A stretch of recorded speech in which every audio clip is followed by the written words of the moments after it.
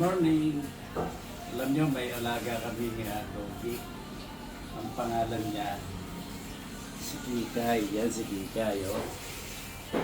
Pero habang naglalaban si Alex Ayala at saka si Swate, ay nanganganak naman siya. Siyempre, medyo na-focus yung paningin ko kasi nga kailangan tulungan natin yung nanganganak. So ito, makikita nyo, nung makapanganak siya, ito naman yung mga pangangailangan. Yan. Kailangan kumpleto tayo. Ito, merong vitamin. Ito yung vitamin. Ito pa rin.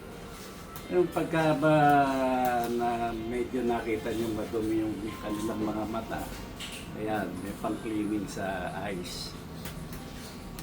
At ito, meron pa rin vitamin, no?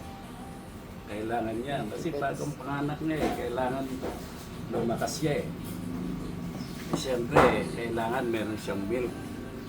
Ito. Ito para sa nanay, kay Kikay. At ito naman yung kinakain niya, kailangan nakaprepare yan, kailangan hindi siya magugutom. Lagi siyang kumakain. At ito, meron pang linis ng panipaligid, kailangan meron din tayo nito. At siyempre, alcohol. Baka mamaya, medyo madumi-dumi na rin siya, kailangan yung paligid niya, i-alcohol natin kasi nga para mamatay yung mga bakterya. At kailangan prepare tayo sa tinatawag na peeing pad. Ito yun, no? Yan, dyan siya umiihi. Dyan siya nagpipi. At ito yung kanyang pakainan. Dito siya kumakain. At kailangan laging meron tubig. Kasi laging nauuhaw yung bagong panganak. Ayun naman yung kanyang peeing tray. Minsan dyan siya pumupupo. At kailangan preparado tayo. Kung halimbawa mag-brown out, kailangan meron tayong solar light. Siyempre, mainit ang panahon, kailangan meron siyang electric fan. Kasi nga, noong una, kasama namin sa kwarto yan, naka-aircon naman doon, sanay siya sa malamig. Pero ngayon nanganak siya, dito siya sa labas. At siyempre, kailangan niya ng air. At siguro, magtataka kayo, bakit meron to? Kasi, yung bagong panganak na doggy, matapang yan. Walang kinikilala yan kahit na boss niya. Maaaring kagatin niya pag nalapit ka ron sa kanyang anak.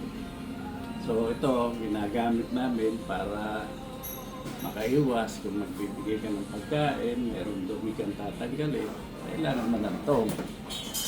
At ito, siyempre kailangan natin ng personal hygiene. Kailangan meron tayo nitong wipes. At preparado tayo dito sa tissue paper. So siguro ito meron siyang dalawang anak ito. Ano pangalan? Ayan. O yun. Ang tanong ng aking anak, ano raw pangalan? Ano? So siguro halos mahuhulaan nyo na. Kasi nung panahong nanganganak siya, yun yung panahon na nakikipaglaban si Alex Ayala. Yun pansakon niyan kaya yung mga larong tennis niya pinapanood ko. Napakagaling yung kanyang kalaban, si Swate. Minabuti ko na maging pangalan ng kanyang mga anak. Isa si Alex at isa si Ayala. Para hindi makalimutan. Paano? Nagustuhan niyo ba ang aking vlog? Good morning ulit at maraming salamat sa panonood.